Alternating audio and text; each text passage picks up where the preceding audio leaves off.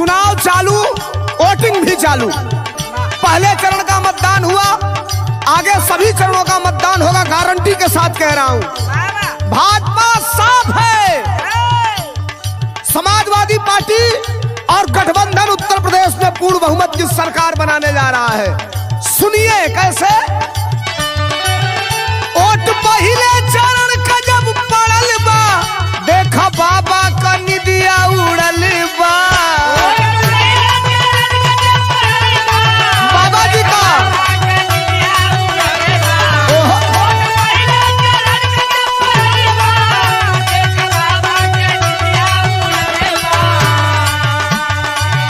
Vote पहले चरण का जब पड़ल बा, देखा बाबा का निदिया उड़ल बा। बाबा के तनो, बाबा के तनो, बाबा के तनो, तो बाबा के तनो अब करी है वो झाई कि अब की सब पाई।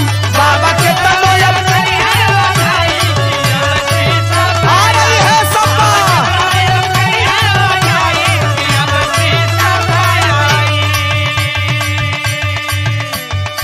गुणा गणित लोग बैठा रहे थे। उत्तर प्रदेश की जनता ने एक तरफा इनको नकारने का काम किया है। पश्चिम का संदेश आ रहे हैं जयंत और अखिलेश, मध्य में आते आते भी इनकी विदाई है, और जब पूरब में आएंगे तो पूरब का होगा ये संदेश। आ रहे हैं ओम प्रकाश राजभर, संजय चौहान और अखिलेश। हाई सुनल जाओ। कर गणितिया सब बातें जनता होगा इन सपा के साथ।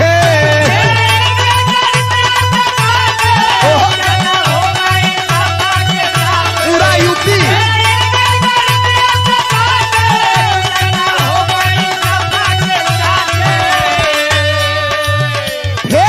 कर गणितिया सब बातें जनता होगा इन सपा के साथ। इनके साढ़न का, इनके साढ़न का, इनके साढ़न का, तो इनके साढ़न का होई अब दवाई कि अब की सपा आई। इनके साढ़न का होई अब दवाई, आ रही है सपा, जा रही है भाजपा। बाबा जी याद है, और हम कहते नहीं करके दिखाते हैं। सुनिए होगा क्या। 10 मार्च के बाबा का विदाई, बाटे पक्का तब चीलम खो जाई, हो जाई। ओहो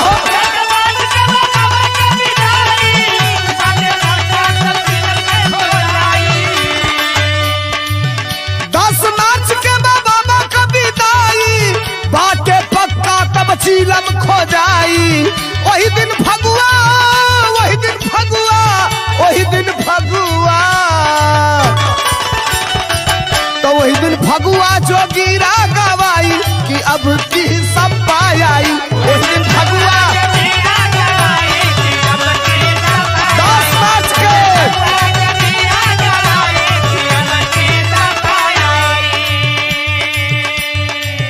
ये खाली हमारा ना, पूरे उत्तर प्रदेश में हम लोग गए हैं, दौरा किए हैं, और पश्चिम से लेकर मध्य यूपी तक, पूरब तक, पूर्वांचल तक ये लहर चली है, ये हवा चली है। कहीं अता पता इन लोगों का नहीं लग रहा है। टेलीविजन भी अब धीरे धीरे अपना टेम्परेचर डाउन कर रहा है, कह रहा है कि अखिलेश जी आ रहे हैं। और सत्यता तो ये है कि 10 मार्च को ऐतिहासिक प्रचंड बहुमत के साथ अखिलेश यादव और समाजवादी पार्टी गठबंधन सरकार बनाने जा रही है। कैसे? पूरा यूपी का ही है बनारा, बाटे साइकिल ही सब कर सारा।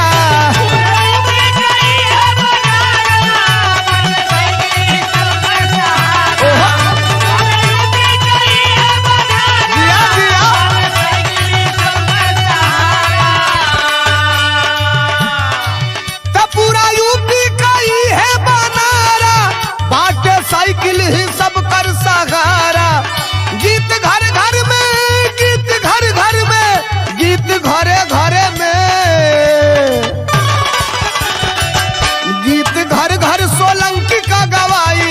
अब की सपा आई, घर घर सोलंकी का गवाई, गीत घर घर सोलंकी का गवाई कि अब की, गीत घर घर सोलंकी का गवाई सपा आई कि अब की सपा आई। एक भी वोट न बटने पाए, एक भी वोट न घटने पाए, बूथ पे जाइए, साइकिल और गठबंधन के प्रत्याशी का बटन दबाकर भारी बहुमत से उत्तर प्रदेश में सरकार बनाइए। जय समाजवाद।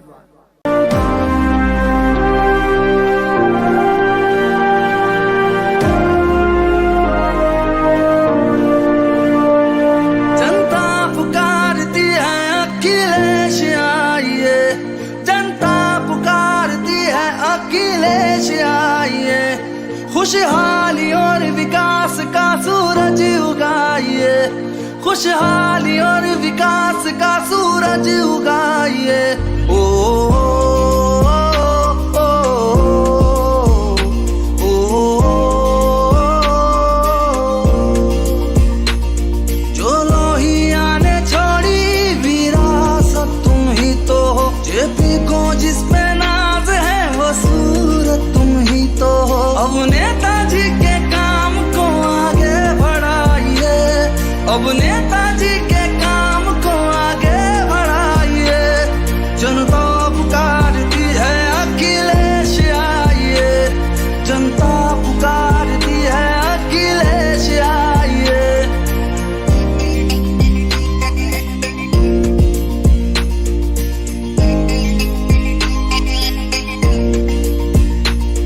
वो आगरा का हाईवे गुलजार तुमसे था, इस गोमती नदी का भी उद्धार तुमसे था। ओ, ओ,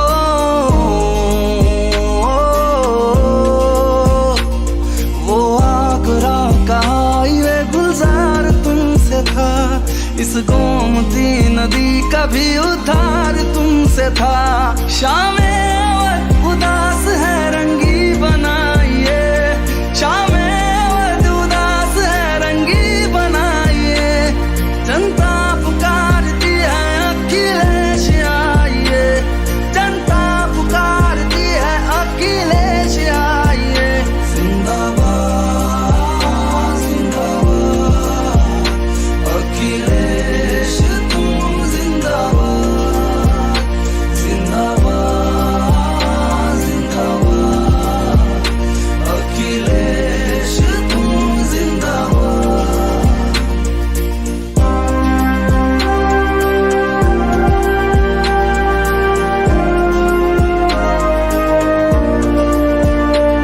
बहनों का हौसला भी बढ़ाया तुम्ही ने था, हाथों में लैपटॉप थमाया तुम्ही ने था। ओ, ओ,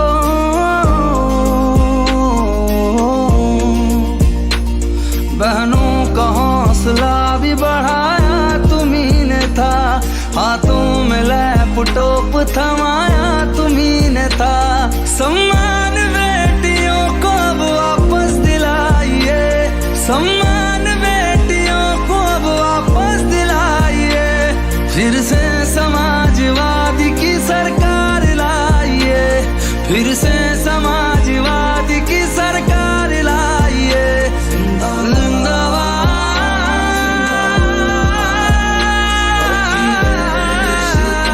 जिंदाबाद अखिलेश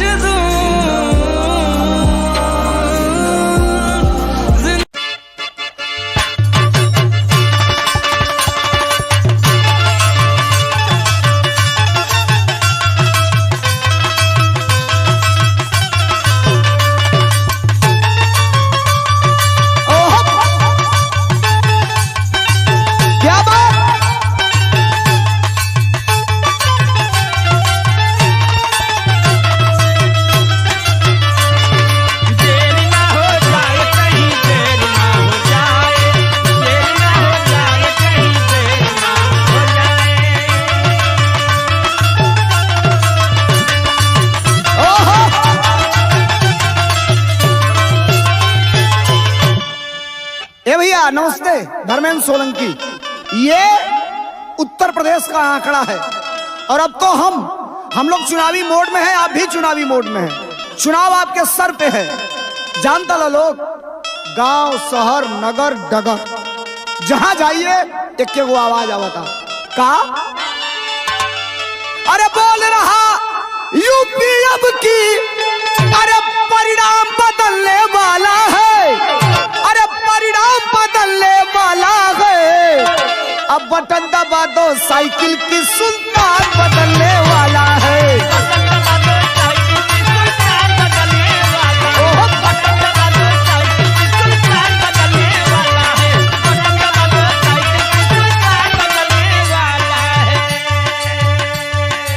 हम ना पूरे उत्तर प्रदेश का आवाम चिल्ला चिल्ला के कह रहा है, क्या बोल रहा यूपी अब की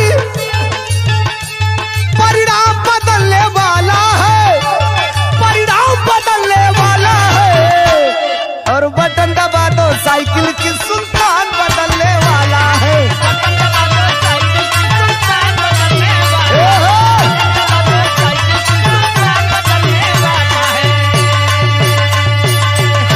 और केवल सुल्तान बदलने से उत्तर प्रदेश का क्या क्या भला होने वाला है। उत्तर प्रदेश का वजीर जिस दिन चेंज होगा और जिस दिन अखिलेश यादव उत्तर प्रदेश के गद्दी पर बैठेंगे, भाइयों बहनों नौजवानों, कब अपने बेटा और बेटी और भविष्य के लिए, अपने आने वाली पीढ़ियों के लिए आप सोचोगे, उठिए जगिए, मुट्ठी बांधिए, इनकलाब पैदा करिए और साइकिल का बटन दबाइए। होगा क्या? घर घर में खुशहाली होगी, राज सपा का आएगा।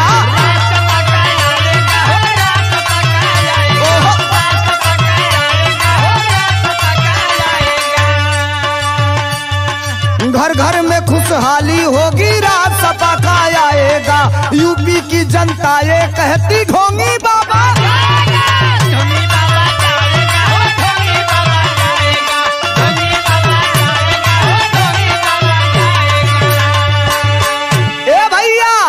घर घर में खुशहाली होगी, राज सपा का आएगा। यूपी की जनता ये कहती ढोंगी बाबा जाएगा। और अरे कुर्सी होगी वही, लेकिन अरे पैगाम बदलने वाला है, अब पैगाम बदलने वाला है। बटन दबा दो साइकिल की सुल्तान बदलने वाला है। अरे सुल्तान बदलने वाला है।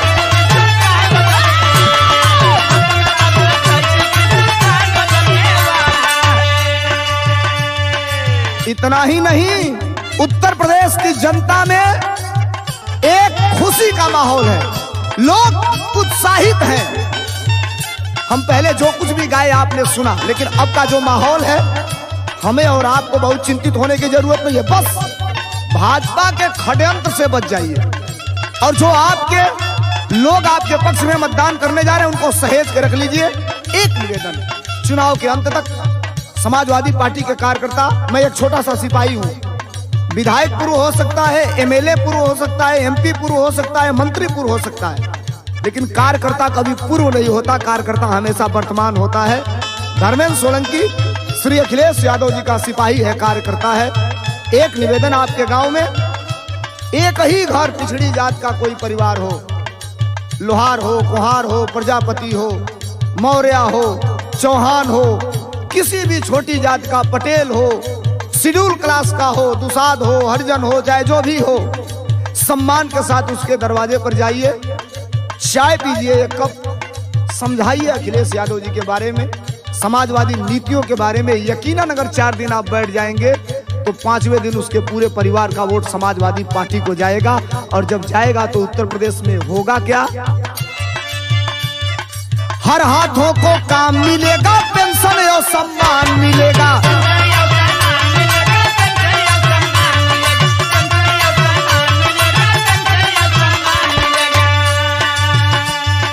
हर हाथों को काम मिलेगा, पेंशन और सम्मान मिलेगा। दवा पढ़ाई सस्ती होगी, एक अलग पहचान मिलेगा।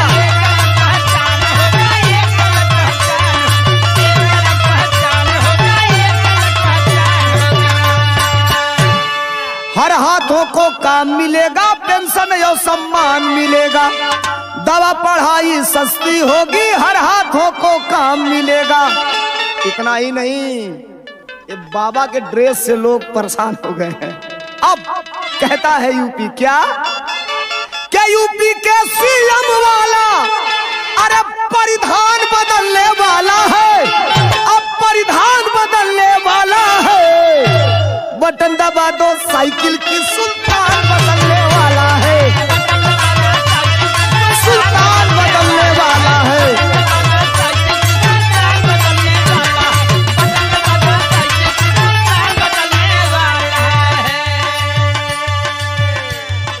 और कोई कुछ भी कहे, किसी के कहने पे नहीं आना है।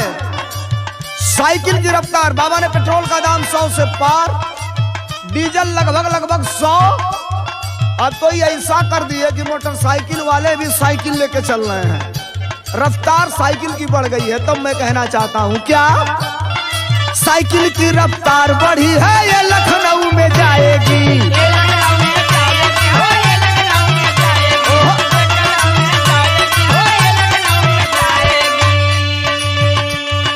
साइकिल की रफ्तार बढ़ी है, ये लखनऊ में जाएगी। विकास वाली आधी फिर से यूपी अंदर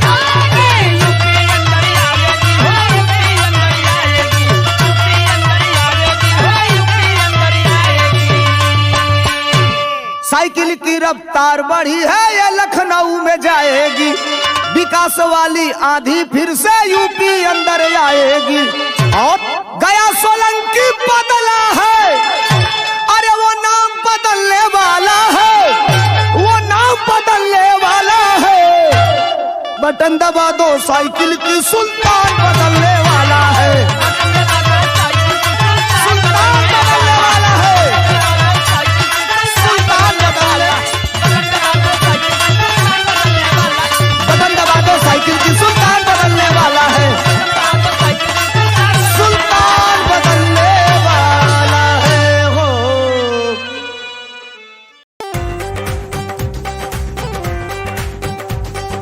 अब के चुनाव में हमरे वोटन का